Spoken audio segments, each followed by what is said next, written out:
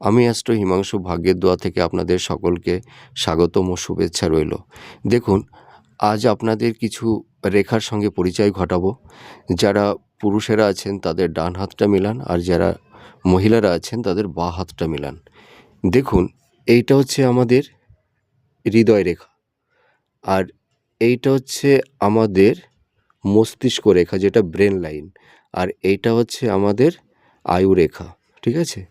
এবার দেখুন, এই যে রবির পর্ব থেকে এই যে রবি রেখাটা দেখুন, হৃদয় রেখাটাকে কেটে পুরো মস্তিষ্ক মানে ব্রেন লাইনে, মানে এই এই যে আমাদের যেটা বলি মস্তিষ্ক রেখা, এইখানে যুক্ত হয়েছে।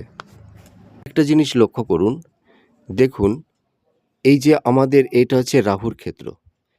এই যে রাহুর এখানে এই যে রাহু রেখা, দেখুন এই রাহু রেখার এখানটাও একটা এখানে জপ চিহ্ন তৈরি হয়েছে।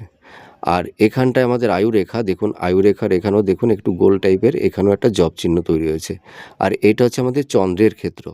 এই দেখুন চন্দ্রের স্থানটাও আমাদের এখানে জপ চিহ্ন তৈরি হয়েছে। তা যাদের হাতে এই রকম সাইন আছে, তাহলে তাদের জীবনে কি পরিস্থিতি ঘটবে বা তারা কি রকম পরিস্থিতির সম্মুখীন হবে। যেসব জাতক জাতিকাদের এই ধরনের হাতের রেখায় এই ধরনের সাইন দেখতে পাবেন, তাদের দেখা যাবে যে তাদের যখন 10-12 বছর বয়স হবে, তাদের পিতার বিয়োগ ঘটবে, মানে তারা পিতৃহারা হবে।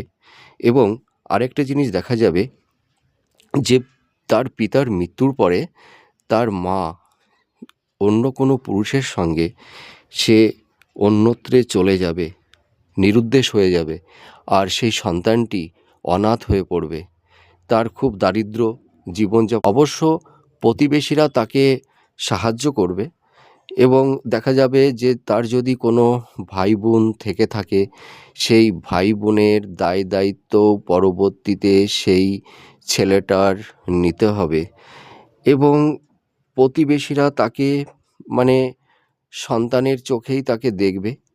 এই ধরনের কিন্তু ঘটনা ঘটবে।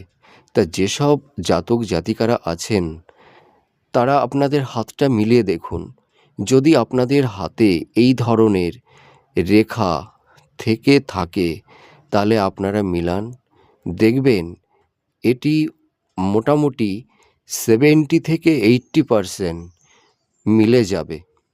তো আপনারা ভালো থাকবেন, সুস্থ থাকবেন, আমার ভিডিওগুলো দেখবেন। আমি আশা করি ঈশ্বরের কৃপায় আপনারা ভালো থাকবেন। নমস্কার।